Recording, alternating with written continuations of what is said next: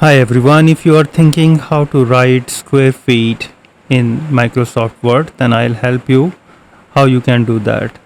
The first method is you need to click on the insert, and on the right side you will see that equation. Click on that, and after that you need to click on the script and pick the this box.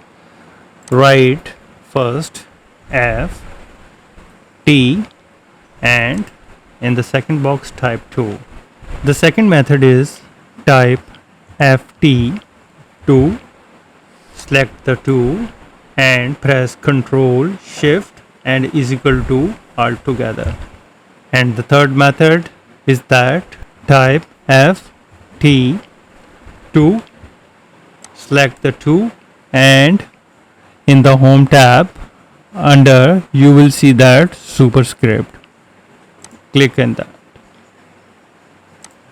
So in this way you can easily type square feet in Microsoft Word with these three methods. If you think this video helps to understand how you can write square feet, please support my channel. Thanks for watching.